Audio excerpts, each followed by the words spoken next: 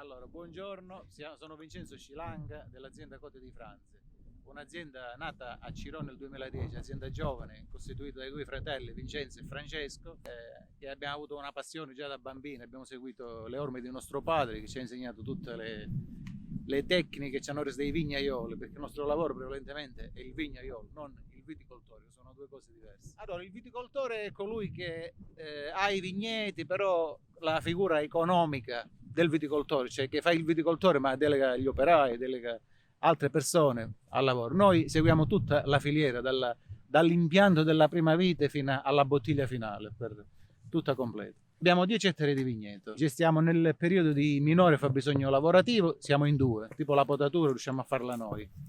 Francesco, mio fratello. Sì, che sì. sere. Per esempio siamo a Piana di Franza dove sorge la nostra cantina, è un altopiano, 100 metri sul livello del mare, sembra una pianura. E c'è un'influenza molto a livello climatico perché c'è tanto vento, c'è sempre il vento qui, anche quando nel paese qui giù non c'è vento, qui si avverte sempre. E sono delle terre rosse, delle terrazze marine geologicamente nate milioni di anni fa, e sono delle sabbie con chiazze di argilla.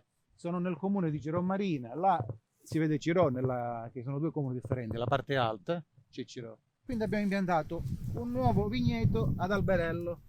Abbiamo solo allungato un pochettino, invece di 25 l'alberello greco, come fatto, l'abbiamo allungato a 40 cm, a due branche. Quindi poco legno, poca chioma, maggiore resistenza alla siccità. Perché avendo poco legno e una minore chioma, in questi terreni che sembrano oggi che esce acqua da tutte le parti, ma sono molto siccitosi, l'acqua in estate soffrono tanto. E lavoriamo nel modo più naturale possibile. I nostri vini sono vini naturali, vini che non necessitano di trattamenti oltre chimici in vigna, ma anche di trattamenti in cantine. E facciamo delle filtrazioni solo in preimbottigliamento per una sicurezza alimentare. Allora, il Gaglioppo è una varietà antichissima che si trova solo in Calabria, prevalentemente per il 90% a Cirò. È un vitigno molto particolare, un vitigno che appunto è stato tramandato a noi dai nostri progenitori, questo vitigno, perché si adatta ai nostri terreni, resiste al caldo, resiste alla siccità, resiste al caldo. E ha un tannino molto particolare, molto aggressivo, che ha bisogno di tempo per maturare. Infatti noi commercializziamo i nostri vini dopo 4 anni. Allora, qui siamo nella nostra cantina, sempre a Piana di Franza, una struttura giovane. Abbiamo iniziato nel 2008 e completata a metà 2010. E da lì parte la vinificazione, la lavorazione delle uve, vinificazione e stoccaggio di prodotti. Come vedete facciamo solo acciaio.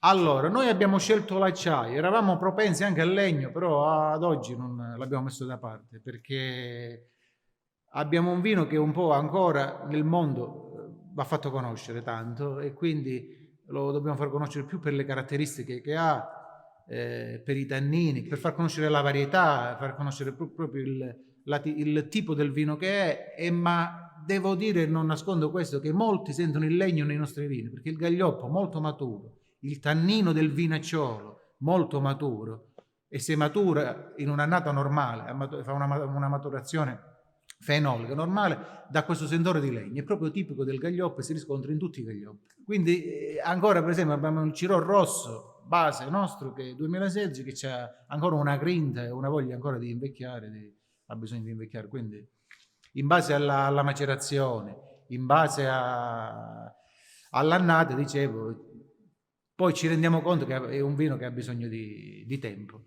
Allora, facciamo su il rosso, il Cirò rosso, il rosso classico superiore dai 4 ai 6 giorni. La riserva facciamo 10 giorni. Sotto facciamo una vinificazione molto soffice, 0,2 bar, e una macerazione che è di metà giornata, non è 10-12 ore, come capita.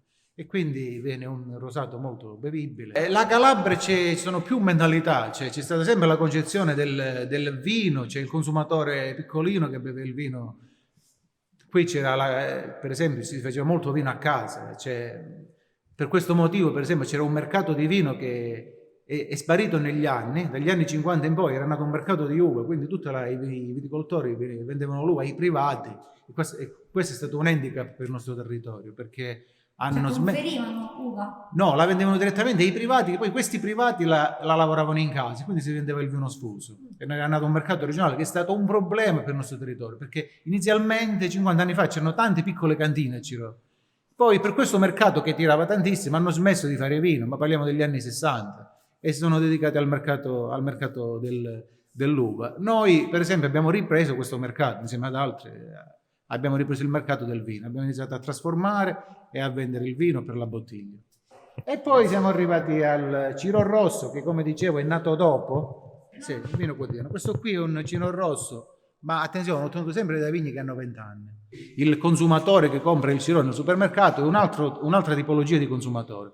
È il consumatore, come dicevo prima, che beve il Ciro, dice, compra un Ciro e basta, finisce lì. Non vuole bere il vino e poi attraverso il vino capire il territorio, sensazioni oppure ricordi di chi è stato in Calabria e tante cose. Quindi il nostro vino raccoglie un po' di tutto.